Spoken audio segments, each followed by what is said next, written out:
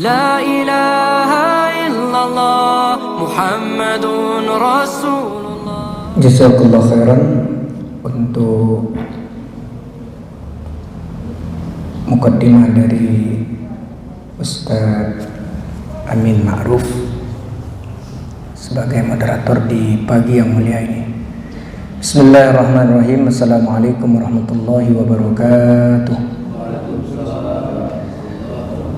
Alhamdulillahilladzi hadana lihadza wa ma kunna linahtadiya laula an hadana Allahu laqad ja'at rusulu rabbina bil haqqi wa nudu an tilkumul jannatu urithumuha bima kuntum ta'malun. Asyhadu an la ilaha illallah wahdahu la syarika lahu wa asyhadu anna Muhammadan 'abduhu wa rasuluhu. Allahumma shalli wa sallim wa barik ala sayyidina wa nabiyyina Muhammadin wa ala alihi wa sahbihi ajma'in wa man tabi'ahum bi ihsan min ummatihi ila yaumiddin wa sallim tasliman katsiran ya ayyuhalladzina amanu taqullaha haqqa tuqatih wa la tamutunna illa wa antum muslimuna thumma amma ba'du. Bapak-bapak haji, ibu-ibu haja, hadirin sekalian yang dimuliakan Allah, mari kita awali dulu dengan mengharapkan keberkahan dari asmaullah basmalah. Bismillahirrahmanirrahim. Syukur kepada Allah dengan kita ucapkan kalimatul hamdi hamdalah. Alhamdulillahi rabbil alamin. Alhamdulillahilladzi bi ni'matihi tatimmus salihatu. Hamdan yuwafi ni'amahu wa yukafi'u mazidahu. Salam dan salam mudah-mudahan terus Allah limpah curahkan kepada Nabi Muhammad sallallahu alaihi wasallam, juga untuk keluarganya, para sahabatnya. Mudah-mudahan kita juga dilimpah curahkan Allah rahmatnya dan berkesempatan mendapatkan asy-syafa'atu al-uzmatu, pembelaan, bantuan, pertolongan, pasang badannya Nabi sallallahu alaihi wasallam, terkhusus nanti hari kiamat di padang mahsyar. Mudah-mudahan kita, keluarga kita, jamaah kita semuanya yang hadir di sini maupun yang belum berkesempatan hadir diperhitungkan dan terdaftar di dalam umat Nabi sallallahu alaihi wasallam yang berhak mendapatkan asy-syafa'atul uzmatu. Amin ya rabbal alamin. Ini agak lain pagi ini, Pak RT. Sibuk-sibuk, orang tuh saya lihat ada kotak-kotak apa gitu, cindera mata apa itu. Oh, bingkisan. Ya. Voucher. Kayak bikin saya gagal fokus ini si Hekal nih kalau datang nih. Baik, bapak-bapak haji, ibu-ibu haji sekalian, pembahasan kita 2 bulan yang lalu yaitu al-aniyatu, bejana. Maksudnya perabotan rumah tangga terkhusus untuk makan, minum, masak-masak gitu. Maka secara umum Allah Subhanahu wa taala berfirman dalam surat Al-Baqarah nomor surat 2 ayat 29, huwallazi khalaqalakum ma fil ardi jami'an. Dialah Allah yang telah menciptakan semua yang ada di muka bumi ini untuk kepentingan kalian. Jadi sebagai sarana prasarana, sebagai fasilitas untuk kelangsungan hidup manusia. Ini dipakai ulama ini, dalil ini. Pokoknya surat Al-Baqarah ayat 29 nih, dalam hal apa saja selagi tidak ada dalil yang melarang, yang mengharamkan, maka serba boleh. Gitu. Allah yang bilang begitu. Ya, khususnya dibawa para ulama, pakar hadis ini. Ya, juga pakar fikih gitu. Jadi ditunggu dulu dalil-dalilnya. Ada enggak yang melarang begitu ya? Kemudian kita juga udah membahas ya isti'malu aniyati adz-dzahabi wal fiddati wa ghairiha fi at-taharati, yaitu penggunaan perabotan ini yang materialnya dari emas, dari perak ya dan lainnya dalam kita bersuci. Jadi boleh menggunakan peralatan makan minum dan lain-lain, ya. Ini amrul ibahah. Tadi dalilnya Al-Baqarah ayat 29. Gitu. Silakan gunakan saja yang mana lah ya. Namun yang tidak boleh itu yang terbuat dari emas. Jangan dipertikaikan emas murni 24 karat, 23 karat, 22, 18 karat, emas campuran, emas putih, pokoknya ada emasnya itu nggak boleh. Udah begitu aja dilarang sama Nabi. Begitu juga dengan perak. Karena itu adalah perabotan-perabotan, bejana-bejana, semua perkakas-perkakas yang dipersiapkan Allah, diperuntukkan nanti untuk penghuni surga, hamba-hambanya yang soleh, yang beriman. Jadi kita jangan nggak sabar di dunia ini, ya. Sebenarnya yang pakai peralatan-peralatan makan, minum, sendok, garpu, cawan-cawannya apalah semua itu, mangkok-mangkok dari emas, dari perak, itu dalam perspektif Islam itu norak. Kampungan itu aslinya. Bukan justru keren. Karena segala yang dilarang di dalam Islam, kalau diterjang itu nggak ada keren-kerennya. Gitu, nggak ada bagus-bagusnya. Allah nanti mau mempersiapkan emas dan perak yang terbaik di surganya. Sabar aja dulu. Ini kata Nabi sallallahu alaihi wasallam, diriwayatkan oleh Al-Imam Al-Bukhari dan Muslim. La tashrabu fi aniyati dzabi wal fiddati. Jangan sekali-kali semua perabotan perkakas kalian, ya, alat-alat makan, minum dan seterusnya kalian yang ada di dapur, di meja-meja makan itu terbuat dari emas dan perak. Enggak peduli berapapun kadarnya. Gitu. Wala ta'kulu fi sihafiha, dan juga ya kalian jangan makan ya menggunakan piring atau peralatan makan yang terbuat dari emas dan perak tersebut. Fa innaha lahum fid dunya walakum fil akhirah. Itu peralatan-peralatan dari emas dan perak itu untuk orang-orang kafir semasa hidup di dunia. Sedangkan kalian nanti di akhirat aja, kata Nabi. Tunggu aja, sabar. Gak usah buru-buru. Mau kemana buru-buru? Kematian itu, ya, walaupun kita lari dari kematian, ya justru lari dari titik A ke spot B itu menuju kematian. Jadi nggak usah buru-buru. Kematian itu dihindari, justru menghindarnya ke tempat kematian. Tidak dicari-cari juga, dia datang sendiri. Justru kadang-kadang dicari-cari, ya belum waktunya, begitu saja. Maka ketika hidup di dunia ini, ikut aturan Allah, ikut contoh dari Nabi, begitu ya. Nggak usah buru-buru. Nabi udah jelas bilang, itu emas-emas perak yang dibuat macam-macam itu di dapur, di meja makan, itu untuk orang kafir. Tidak selayaknya orang Islam kayak begitu di dunia ini. Nanti kalian disiapkan Allah emasnya surga, peraknya surga, dan serba logam-logam mulia kalau di surga itu. Mutiara, ya, permata, intan, itu alat-alatnya semuanya begitu. Bahkan bidadarinya juga dari mutiara. Yang gak usah dibilang serem amat, bidadari dari mutiara gitu. Apa enaknya gitu. Nah, itu nggak nyampe akal kita, karena kata Nabi sallallahu alaihi wasallam, ya, itu hadis qudsi namanya. A'dadtu li ibadiyas salihin, aku udah siapkan sebaik-baiknya untuk hamba-hambaku yang soleh, kata Allah. Firman Allah tidak di redaksi Al-Quran, di hadis. Ya, mala ainun ra'at, mata ini tidak pernah melihat, wala udhunun sami'at, telinga ini tidak pernah mendengarkan, wala khatara ala qalbi basyarin, dan tidak pernah terlintas terbesit di hati dan pikiran setiap manusia. Itu yang disiapkan Allah, sangkimkan sempurnanya, enggak terjangkau oleh apa saja indrawi kita. Itu ya. Nah, bagaimana pula penggunaan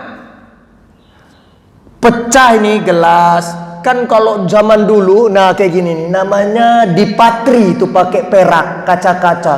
Dulu di masjid-masjid agung, masjid akbar, masjid raya, gereja-gereja. Nah, jadi ada perak untuk mematri kaca atau beling yang pecah, yang retak. Itu ada ininya, apa namanya itu? Orang-orang yang bekerja atau dia punya keterampilan kayak begitu ya. Itu seperti apa? Hukmus isti'mali al-ina'i al-mudabbabi bidzabi wal fiddah.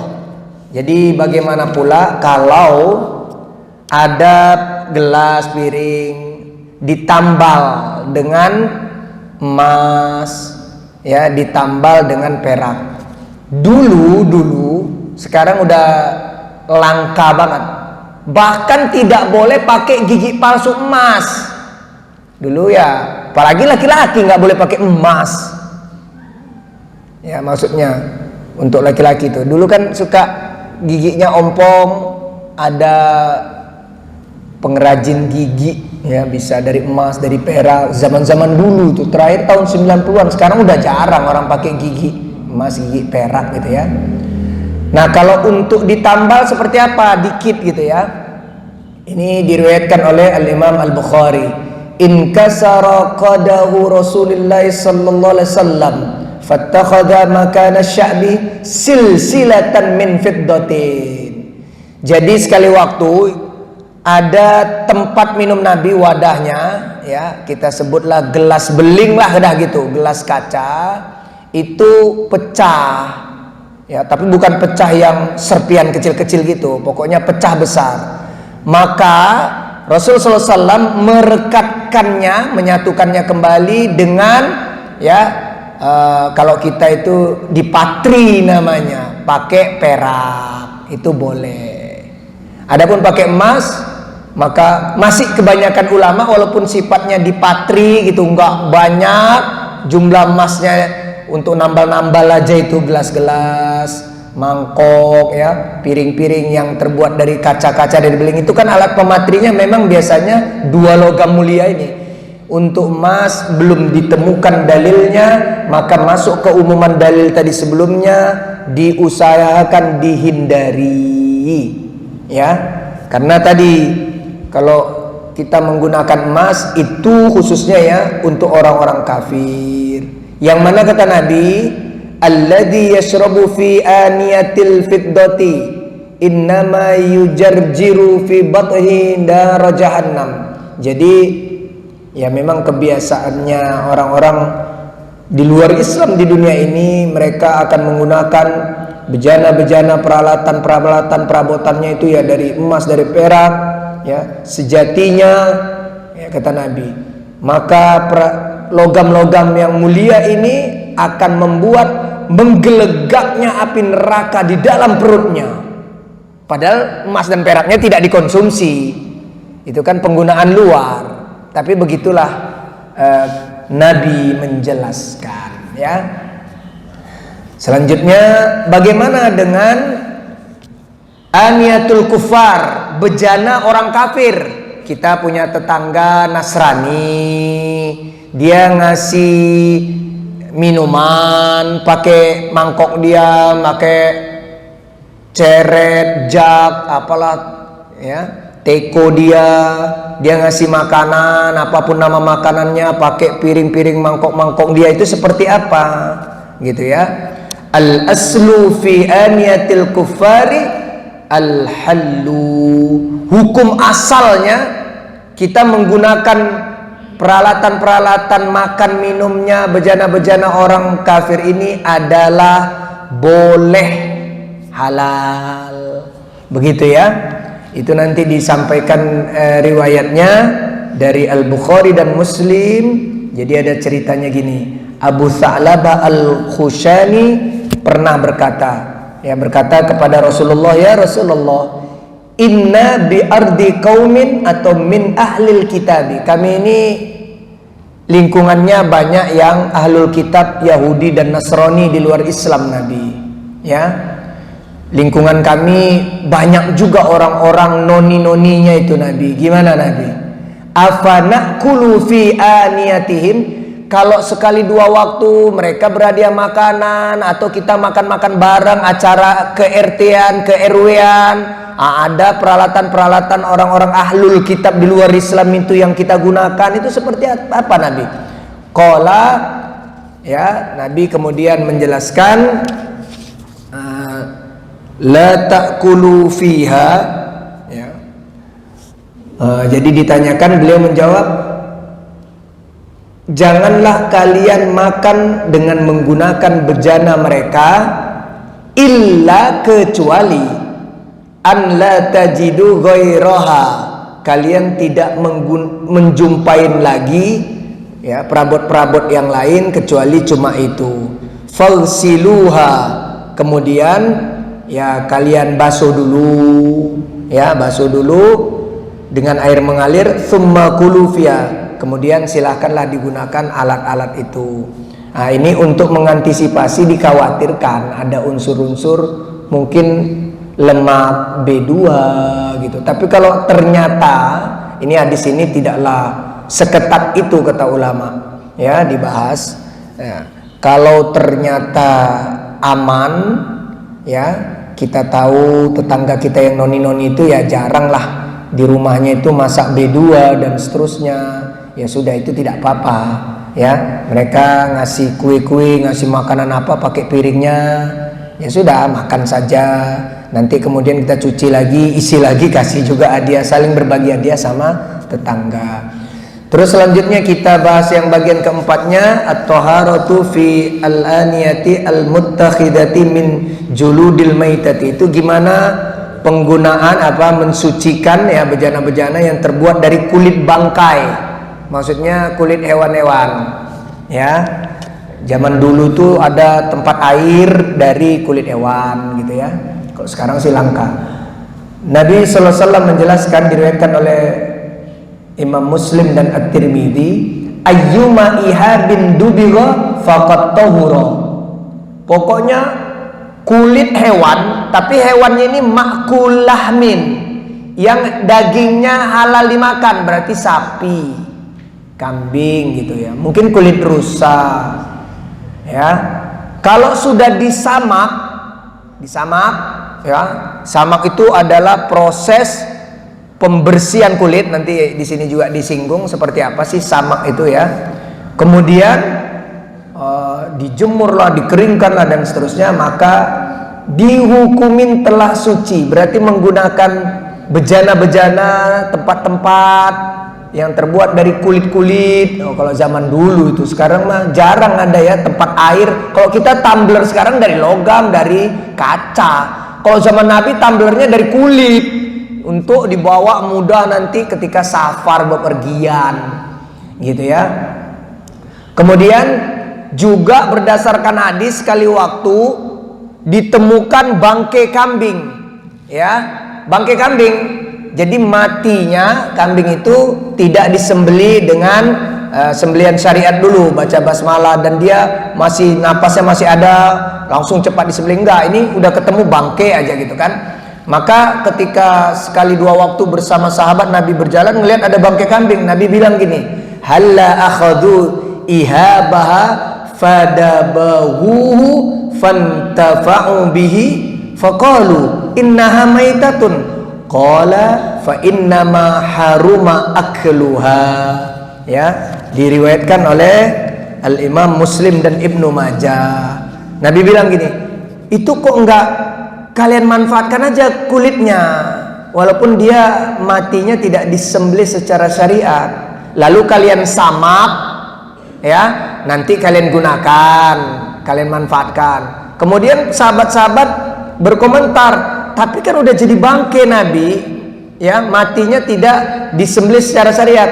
Kemudian Nabi mengatakan, kalau bangkai itu haramnya dimakannya, tapi kalau penggunaan hal-hal yang bisa dimanfaatkan itu tidak lantas serta-merta menjadi haram, kata Nabi. Boleh saja, kata Nabi gitu. Nah, ini ya dalil-dalilnya. Itu samak, ya. Jadi Penyamakan itu ya, samak. Ceritanya begini, kalau menurut kitab ini, penyamakan dilakukan dengan membersihkan penyakit dan kotoran-kotoran pada kulit hewan yang halal dimakan, sapi, kerbau, lembu, apalah penyebutannya, kambing, domba, nah itu kan yang bisa, rusa, begitu.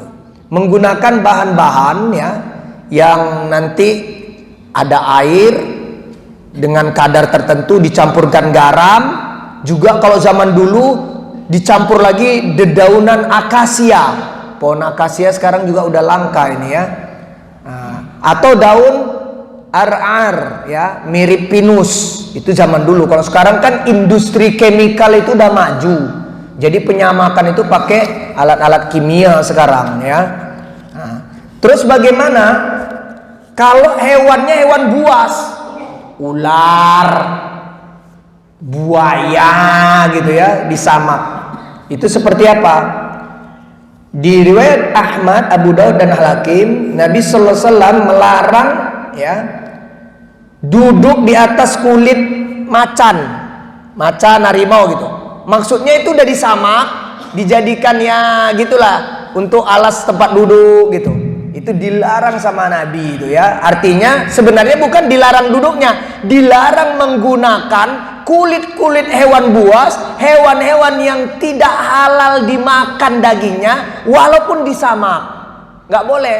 Jadi gesper, jadi dompet dari kulit buaya, kulit ular, kulit macan gitu, dan lain-lainnya. Juga di riwayat Abu Daud, An-Nasai dan Al-Hakim, Rasulullah SAW melarang memakai apa saja dari kulit hasil penyamakan hewan buas, binatang buas dan binatang yang tidak halal dimakan dagingnya. Bagaimana pendapat 4 mazhab? Hanafi, nah ini kita lihat, mazhab Hanafi mengatakan semua kulit hewan, baik yang halal dimakan maupun haram, termasuk yang haram itu hewan buas, jika sudah disamak maka menjadi suci. Artinya boleh digunakan, kecuali ini dalam mazhab Hanafi ya. Jadi ular, buaya kan itu industri kulit-kulit itu ya, macan, kecuali kulit babi dan kulit manusia. Wah, ada kadang-kadang orang iseng malah manusia disamak. Ya, digali kubur, diambil kulitnya, dibuat industri kerajinan kulit. Rupanya kulit orang. Kulit manusia, kulit babi tetap haram, tidak boleh, tidak suci menurut mazhab Hanafi. Tapi selain yang dua itu boleh. Gitu. Walaupun hewan buas, bukan Hanafi ini Imam Abu Hanifah pendiri mazhab itu menentang hadis Nabi tadi, tidak. Ya, dia pakai dalilnya keumuman. Disamak itu menjadi suci. Tadi kan Nabi bilang, pokoknya segala ini ya, hewan-hewan ini kalau kulitnya sudah disamak maka menjadi boleh gitu. Nah, dia pakai gitu. Kemudian mazhab Maliki, kulit hewan yang halal dimakan dagingnya disembelih secara syariat ya, berarti yang tadi disebutkan yang halal-halal yang boleh dimakan itu, maka kalau dia disamak boleh digunakan. Tapi kalau kulit hewan ya, walaupun sudah disamak, tapi dia hewan buas, hewan yang haram dimakan, itu dihukumin dalam mazhab Maliki tetap najis, tidak boleh digunakan. Ya, seperti jaket, dompet, tas dari buaya, ular, macan, begitu. Mazhab Syafi'i ya, hanya boleh untuk hewan-hewan yang halal dimakan, kayak mazhab Maliki tadi, mazhab gurunya itu. Sementara ya, walaupun dia sudah disamak, kalau hewannya haram dimakan tetap najis gitu. Termasuk dilarang hewan-hewan buas yang lain ya. Walaupun juga dibudidayakan, buaya dibudidayakan di Thailand sana, ada yang dimakan kulitnya digunakan untuk ya macam-macam lah tadi ya, jaket, tas, dompet. Nah, itu juga tetap tidak boleh dalam mazhab Syafi'i. Nah, dalam mazhab Hanbali juga sama seperti mazhab Maliki maupun Syafi'i, yaitu tidak boleh yang hewan-hewan buas ya, hewan-hewan haram dimakan. Kemudian mazhab kontemporer dalam musyawarah fikih organisasi konferensi Islam di tahun 1922, ya, kulit hewan yang halal dimakan, ya, kemudian dia disamak untuk digunakan, dimanfaatkan, itu dihukumin suci. Sementara hewan apapun yang tidak halal dimakan, walaupun disamak pakai apapun, tetap dihukumin najis, tidak suci, dan tidak boleh digunakan. Itu fikih kontemporer musyawarah ulama-ulama sedunia dalam organisasi konferensi Islam di tahun 1992. Bagaimana pula lembaga dakwah Mesir, ulama kontemporer sekarang, jumhur, ya, ulama ifta dari Mesir, ya, kebanyakan bahwa hewan yang liar, hewan buas, hewan yang tidak halal dimakan tidak boleh dimanfaatkan sekalipun sudah disamak, begitu. Bagaimana pula ulama kontemporer? Kalau tadi lembaga-lembaga, ada Syekh Yusuf Qaradawi dari Qatar, ada Syekh Wahbah Zuwaili dari Syria yang juga menempuh pendidikannya sama-sama kedua Syekh ini di Mesir.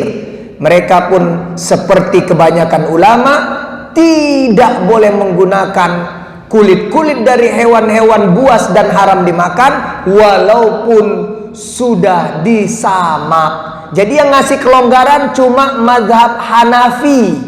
Hanafi biasanya digunakan di Asia Selatan, India, Afghanistan, Pakistan, Bangladesh, dekat-dekat situlah, termasuk nanti Cina, ya, dan seterusnya itu. Kebanyakan tidak membolehkan. Sekarang kita lihat buang hajat. Ini yang paling sering, ya. Al-babu ats-tsalitsu fi qada'il hajati wa adabiha wa fihi iddatu masaila. Al-mas'alatul ula al-istinja'u wal istijmaru wa qiyamu ahadihima maqamal akhir wa qiyama, lebih tepatnya wa qiyama, ya. Jadi kita akan mengenal istilah istinja dan istijmar. Istinja itu mensucikan najis dari BAB BAK pakai air. Istijmar mengganti air pakai kerikil. Maka kiasnya, ya, kiasnya nanti istijmar itu yang pakai kerikil-kerikil, batu-batu yang permukaannya licin, ya, jangan permukaannya yang lancip-lancip, ya, kasihanlah itu, ya, pembuangan belakangnya itu. Jadi dicari yang kayak batu-batu kerikil hias itu yang ada kadang warna putih di rumah-rumah orang, depan rumah kan ada beli itu. Nah, yang licin-licin gitu, ya. Dan itu sebenarnya bisa digunakan beberapa kali. Setelah kering nanti dibuang, dikerik, bisa itu. Atau digosok-gosokkan lagi ke pasir, ke tanah, nanti suatu saat digunakan. Nah, kiasnya sekarang pakai tisu, pakai daun, begitu, ya. Nah, itu masalah istinja dan istijmar. Kita lihat ini hadisnya diriwayatkan oleh Imam Muslim, karena Nabi sallallahu alaihi wasallam yadkhulul khala'a fa ahmilu ana wa gulamun nahwi idawatan min ma'in wa anazatan fayastanji bil ma'i. Jadi pelayan Nabi Anas bin Malik, ya, pernah berkata, kalau Nabi itu mau buang hajat, aku tukang bawa peralatan-peralatan Nabi, termasuk air, gitu, ya. Nabi pertama aturan mainnya, kalau mau buang hajat itu menjauh dari pandangan manusia. Itu kalau di Al-Bukhari, perhatikan bapak-bapak, itu mukjizat Nabi. Jadi kalau lagi safar, Nabi mau buang hajat, di riwayat Al-Bukhari, itu pohon-pohon kurma jadi tembok nggak, datang itu, nutupin Nabi. Begitu. Dah, terus supaya tidak nyiprat, itu seperti Anas bin Malik, pelayan Nabi sejak Nabi hijrah, dia masih kecil waktu itu udah dihadiahkan oleh ibunya kepada Nabi untuk jadi pelayan Nabi selama 10 tahun di Madinah. Itu Nabi itu kalau di padang pasir tuh gini, agak ngangkang supaya, ya, tidak nyiprat, dan diupayakan jongkok begitu. Agak ngangkang begini nih diajarin mualim-mualim kami. Nah, begitu.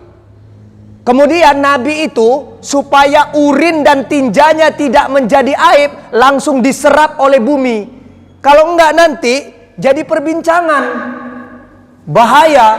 Kayak zaman dulu Bang Dedi, kita ketemu tai orang, tai siapa ini? Kurang ajar, dilaknat-laknatin. Terus biar bisulan bokongnya dibakar. Mudah-mudahan bisulan itu bokongnya. Kalau Nabi itu biar mulia, dirinya itu terjaga terus, itu kalau dia buang air kecil, buang air besar, diserap sama bumi langsung, hilang. Sehingga tidak jadi pembahasan. Nanti ada pembahasan bentuk tinja Nabi, kan kurang ajar itu. Itu bukan memuliakan itu. Dan itu tidak layak dibahas. Mau dia cair, mau setengah cair, mau batangan kayak gitu. Ya. Jadi Nabi itu istinja minta air, kata itu Anas bin Malik, nanti disiram, ya. Maka kalau nggak ketemu air, nggak ada air atau bekal air habis, idza dzahaba ahadukum ilal ghaiti falyastatib bi thalathati ahjarin fa innaha tujzi'u minhu. Kalau nggak ketemu, kalian istijmar, pakai kerikil minimal 3. Itu sudah mencukupin. Dan tidak boleh, ini hati-hati, kalau sekarang kita langkalah istijmar pakai kerikil ya. Kita adanya tisu paling di hotel mungkin, di mall, di pesawat mungkin gitu. Maka kita tidak boleh menggunakan, kata Nabi nanti juga, orang Jawa bilang telek tong, kotoran sapi yang mengeras, dikirain batu kerikil. Karena kotoran sapi walaupun tidak najis, tapi tetap kotor. Jadi bukan sebagai alat pensuci. Ingat ya Pak Haji Bu Haja, hewan yang halal dimakan, urin dan tinjanya tidak najis, hanya kotor, bau. Jadi kambing, sapi yang ternak-ternak itu, kerbau di Sumatera Barat, ya Minangkabau, Menangkabau Aden gitu, Minangkabau itu mereka peternak itu nggak apa-apa itu kena cipratan kencingnya, kena tai-tainya. Kita misalnya kurban nanti boleh dibawa sholat, cuma dia bau aja, kotor saja, tidak najis. Gitu kebanyakan ulama mazhab mengatakan. Hewan yang halal dimakan itu, tai ayam juga nggak najis, cuma kotor, bau gitu aja ya. Nah, maka kotoran sapi, kerbau, lembu yang mengeras disangka itu kerikil, itu nggak boleh kata Nabi. Jangan, itu bukan alat pensuci. Dilarangnya bukan karena najisnya, tapi tidak memenuhi syarat untuk dijadikan pensuci istijmar, pengganti air. Kalau sekarang ya tisu lah, daun atau apa. Tapi kita langka juga menggunakan tisu ya. Kalau pakai tisu kayaknya gimana ya? Kayak kurang puas juga ya Pak John ya. Iya. Tapi ya kalau nggak ada harus itu, mau nggak mau. Terus Nabi menjauh. Jadi Nabi kalau mau, tadi di Al-Bukhari selain kalian jangan ada yang ikut saya, Nabi menjauh. Terus nanti kurmanya tuh udah selesai, kurmanya kembali lagi ke tempat-tempatnya dia tadi awalnya. Begitu Nabi itu. Kalau kita kan enggak, apalagi sopir-sopir truk, bis, ya sopir angkot, ya sopir pribadi juga ada supri, ya super pribadi. Ditembaknya di ban mobilnya itu. Nah itu nggak boleh. Harus menutup aurat, menjaga kehormatan diri. Kita kan di pinggir-pinggir jalan tuh ada orang yang nggak kuat, minggir dia, ditembaknya di mana aja, berdiri lagi sambil ngangkang-ngangkang. Wal iyadu billah. Wallahu a'lam bissawab.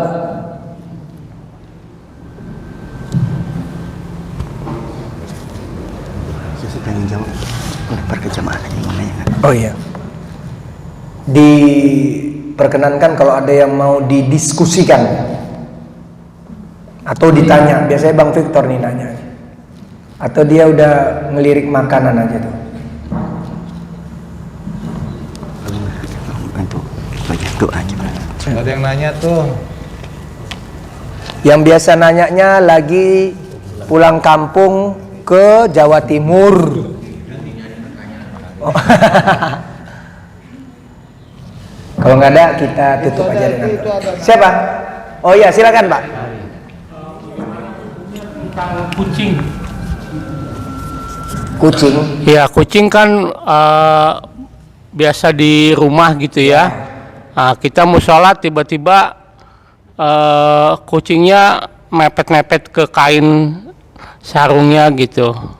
Dengan dia kan hewan buas. Iya. Itu hewan buas karena berkuku tajam, bertaring tajam. Itu dalam surat Al-Maidah itu di awal-awal. Hewan buas loh kucing itu. Hukumnya.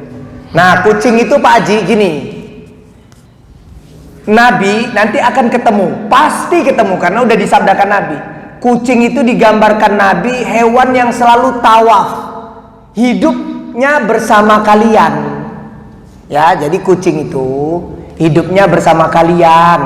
Mau dipelihara, mau enggak, mau liar, mau kita pelihara, terserah. Tapi memang tipikal hidupnya dia bukan di alam liar sana, maksudnya di hutan atau apa. Dia hidupnya bersama manusia, Pak. Udah, dari situ ya Nabi menjelaskan badan kucing itu tidak najis. Sekarang gimana kencing kucing dengan tai kucing? Gitu ya. Kebanyakan ulama yang tadi saya bahas, semua hewan yang dagingnya haram dimakan, maka tinja dan urinnya juga najis. Tapi berdasarkan sabda Nabi, ini pendapat namanya al-aqwal al-sudud. Ada pendapat yang minoritas sedikit sekali dan dianggap agak lain gitulah. Tapi ini pendapat ulama. Saya punya itu kumpulan ijtihad, fatwa yang sudud. Sudud itu yang agak beda dan langka. Karena Nabi bilang ini pengetahuan aja ya, tapi kebanyakan tidak begitu pendapat ulama dulu sampai kontemporer. Karena Nabi bilang kucing itu kan hidupnya sama kalian gitu ya. Itu diterjemahkan oleh ulama-ulama yang punya pendapat agak beda ini. Berarti nanti kucing itu kan berpotensi berak sana, berak sini, kencing sana, kencing sini. Maka tai dan urinnya tidak najis. Kenapa? Karena membuat kita susah aja bersihin terus menerus. Memberatkan kita, menyusahkan kita. Itu salah satu pendapat yang disebut dengan istilah al-aqwal al-sudud. Pendapat yang nggak boleh juga dibilang nyeleneh, karena ulama yang berijtihad berdasarkan sabda Nabi. Dia itu kan hidup sama kalian, ya nanti ngerepotin. Jadi cuma bau aja, tapi tidak najis kencing-kencingnya gitu. Tapi kebanyakan menajiskan kencing dan tai kucing karena dia hewan buas, ya tidak halal dimakan. Tapi badan kucing itu suci, sehingga Abu Hurairah namanya Abdurrahman bin Sakhar suka gendong anak kucing, maka disebut dia Abu Hurairah, bapaknya anak-anak kucing, atau suka anak kucing atau suka kucing. Ketemu kucing ditanya sama Nabi, kamu kenapa dipanggil ini pecinta kucing? Abu Hurairah itu pecinta kucing lah gitu. Iya Nabi, soalnya kalau saya ketemu kucing, anak kucing saya gendong-gendong. Terus kamu senang dipanggil itu? Senang juga si Nabi. Ya udah, aku pun manggil kamu gitu juga, nggak apa-apa ya, nggak apa-apa Nabi gitu. Tapi nama aslinya Abu Hurairah itu Abdurrahman bin Sakhar. Dia orang Yaman. Dan dialah laki-laki yang paling banyak meriwayatkan al-hadis dari kalangan sahabat laki-laki. Paling banyak meriwayatkan. Dia orang Yaman. Ya, Abu Hurairah itu panggilan dia pecinta kucing artinya. Sebenarnya nama dia Abdurrahman. Beliau itu, Abdurrahman itu, dia orang Ashabus Suffah, kalangan prasejahtera dari kalangan sahabat. Jadi dia nggak punya rumah, tunawisma. Udah gitu dia juga impoten. Abu Hurairah itu. Akhirnya Nabi bilang, udah kamu kan nggak nikah, kamu juga nggak ada pekerjaan, kamu orang susah, kamu ikut saya aja. Kalau ada makanan kita makan, nggak ada makanan kita puasa. Makanya dia paling banyak meriwayatkan hadis. Nah, yang mau diambil tadi, Abu Hurairah itu suka gendong-gendong kucing, dan beberapa sahabat juga suka gendong-gendong kucing. Padahal pakaian itu mau dipakai untuk sholat. Badan kucing tidak najis, liur kucing tidak najis, kencing dan tai kucing kebanyakan mengatakan najis.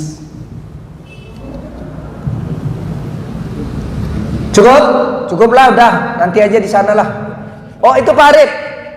Oh, Pak Arif Bekasi ya. Kasih deh. Ya, assalamualaikum. Ini dulu ya.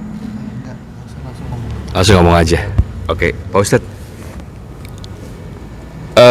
Kalau di kantor itu kan kita kadang-kadang suka pipis itu kan ada rata-rata ada toilet berdiri gitu ya. Iya, urinoir.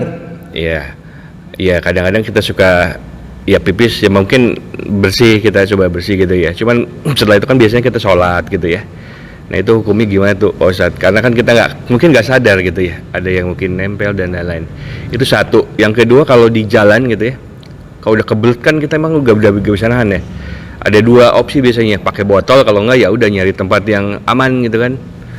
Nah pada saat kayak gitu gimana tuh kondisi dengan seperti itu, apalagi kalau kita misalkan pas waktunya sholat gitu ya, tempat istirahatnya masih jauh gitu, tapi kita mesti pipis di jalan gitu, itu kan berarti ceboknya pakai air gitu, atau mungkin kita nggak tahu apakah itu bersih dari hadis atau enggak, dari apa najis atau tidak, seperti itu sih. Makasih. Syukron Pak. Jadi ceritanya gini, idealnya kita itu buang air kecil itu jongkok. Sekarang aja ini, dulu mana ada urinoir yang kencing berdiri. Bahkan dalam mazhab Syafi'i, ya ini saya kasih tahu nih, kami mualim-mualim kami di Sumatera dulu, itu kiai-kiai di Jawa itu bilang, membiasakan kencing berdiri itu pemicu kefakiran dan mengundang banyak penyakit. Begitu. Terus saya penasaran, ternyata ada jurnal internasional, tapi nggak tahu nih, memang orang barat ini standar ganda. Jadi orang kalau kencing berdiri itu tidak tuntas urinnya. Bahkan pantesan zaman dulu begini kami itu sampean. Ini untuk dorong seret gitu. Begini. Kemudian Nabi itu namanya berdehem untuk menuntaskan. Bahkan Nabi itu juga ngurut, pakai tangan kiri, nggak boleh tangan kanan. Megang kelamin kita diurut. Selain dehem, ya, gitu. Sekarang aja orang weser berdiri. Maaf aja ini. Ternyata ada penelitian yang sering kencing berdiri pemicu penyakit dan pewaris kefakiran. Karena ada sebabnya. Nabi pernah lewat kuburan. Salah satunya sedang disiksa masalah air kencing. Gitu. Kita ini merasa hidup ini pengen instan sekarang. Yang benar dalam Islam, lepas semua, jongkok, pijit, dehem, siram, guyur, pakai lagi. Kalau kita kan enggak. Kecuali darurat. Di tempat-tempat tadi, tempat yang sok keren tadilah, hotel bintang 7, puyer bintang 7 itu Maya. Mall, ya memang gak ada untuk jongkok-jongkok. Sekalinya ada pun yang jongkok malah toilet duduk juga, bukan jongkok juga. Akhirnya kita udah berdiri juga, itu kita semprot, gitu kan ya, dan seterusnya. Sebenarnya sampai sekarang pun saya tanya sama mualim-mualim kami itu, gimana caranya usahakanlah jongkok, kecuali darurat banget. Nah itu yang pertama. Karena apa? Potensinya, walaupun kita urut-urut, kita berdiri tuh, itu tidak sehebat kalau jongkok itu keluar tuntasnya itu. Sebenarnya termasuk orang yang ini maaf ini, syukur di sini juga nggak punya urinoir aja sini. Yang membiasakan, kecuali kalau kakinya ini udah nggak kuat jongkok, membiasakan BAB. Ini ada jurnalnya saya baca lagi lah. Ada dalam bahasa Arab, bahasa Inggris. BAB dalam keadaan duduk maka pemicu ambeien. Ambeien atau apa itu namanya ambeien itu? Wasir.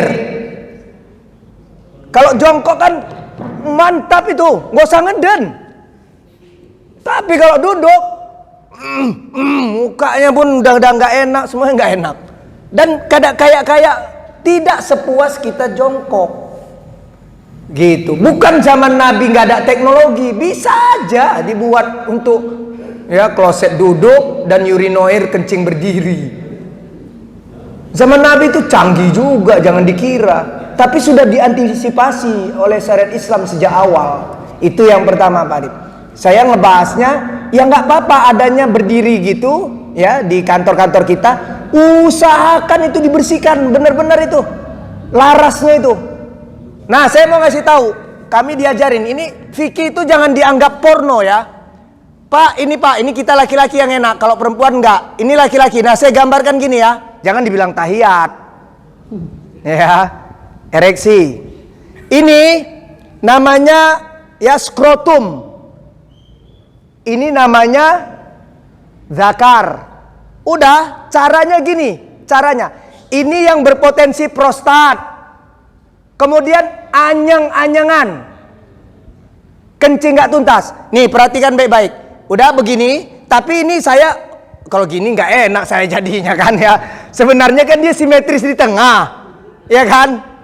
Ya kau giliran kau ngaji kacau gitu ini kan. Dah saya gambarkan gini, nggak apa-apa. Ini maaf, jangan dianggap kotor dulu saya ini. Ini bukan fuck you ini ya. Udah gini, ini kan tengah simetris. Ini skrotum, namanya skrotum, ya kantong ini. Ini di bawah dia ini ada garis tengah. Garis tengah itu tarik ke bawah. Ya, kira-kira kalau bahasa akupunktur 1 cun, bukan 1 jun ya, Pak Jun itu. 1 cun itu 1 ruas gini. Dari bawah itu, dari bawah sebelum lubang dubur, itu coba tolak ke atas. Kalau kencing, mantap. Ini juga yang termasuk ejakulasi dini, mani encer, prostat. Itu obatnya. Itu kalau di Islam, pengobatan tradisional Islam namanya apa ya, pokoknya ekor emas, gold tail disebut. Jadi itu untuk mendapatkan titik itu, untuk keperkasaan laki-laki ya, itu bayar pakai emas ceritanya. Makanya disilakan dalam barat itu gold tail ya. Sebenarnya gold spot, titik emas, tapi tail itu kayak ekor. Jadi tarik itu ada garis tengah, ya, ada katulistiwa, garis tengah. Terus sampai bawah, agak bawah, sebelum lubang dubur, agak depan sana dia. Ah, itu tolak-tolak ke atas. Sekarang buktikan, pergi nanti ya, pura-pura aja mau apa. Itu enak sekali. Itu yang anyang-anyangan, ereksinya susah, perjuangan ya hidup, untuk hidup perlu berjuang. Kalau dulu kan bayangan hidup dibayangin aja udah hidup. Kalau sekarang perjuangan hidup. Udah gitu mani encer, ejakulasi dini, termasuk juga anyang-anyangan, termasuk menuntaskan secara normal urin-urin kita, termasuk yang berpotensi kita semua punya prostat. Itu kan alat reproduksinya, bagian dari reproduksi laki-laki. Biar nggak penyakitan prostatnya itu. Begitu. Ngukur prostat kita udah bermasalah, ketika bangun pagi, ya apel lagi kenceng, siaga 1, kalau nembaknya enggak jauh, berarti ada tanda-tanda, walaupun tidak kanker prostat, prostatnya, performanya semakin menurun. Dulu bujang-bujang, kita kencing, wah itu bangun kan berdiri, wah jauh. Kalau udah melemah, nah urutlah itu, pijitlah itu. Kok saya jadinya gini terus jadinya ya? Kacau juga nih. Iya. Nah satu lagi, usahakan sebenarnya Pak Arif, kita di bepergian itu udah sunnah Nabi. Kami dikasih tahu sama kiai mualim, kemana-mana bawa salinan. Jadi alat ibadah ini, pakaian, biasakan kita perginya cuma ke Jakarta pun, biasakan bawa peralatan sholat. Jadi misalnya nggak apa-apa kan kalau kita kerja itu bawa sarung kan, bukan berarti kita kerjanya sarungan. Nanti kita khawatir meragukan atau apa, udah pas sholat pakai aja dulu sarung, nanti mau kerja lagi pakai lagi celananya dan seterusnya. Jadi di dalam Islam Nabi udah ngajarkan, kamu mau pergi jauh mau enggak, mau lama mau enggak, biasakan bawa cadangan pakaian ibadah. Gitu. Jadi nggak ada lagi masalah-masalah yang kita ragukan itu. Cukup kiranya. Baik, mari kita tutup dengan hamdalah. Alhamdulillahirabbil alamin. Hadiah salawat dan salam untuk Nabi. Allahumma shalli wa sallim ala nabiyina Muhammadin wa alihi washabbihi ajmain. Penutup kegiatan kita, subhanakallahumma wa bihamdika asyhadu an la ilaha illa anta astaghfiruka wa atubu ilaika wa lafu minkum wallahul muwaffiq ila sawasabil. Wassalamu alaikum warahmatullahi wabarakatuh.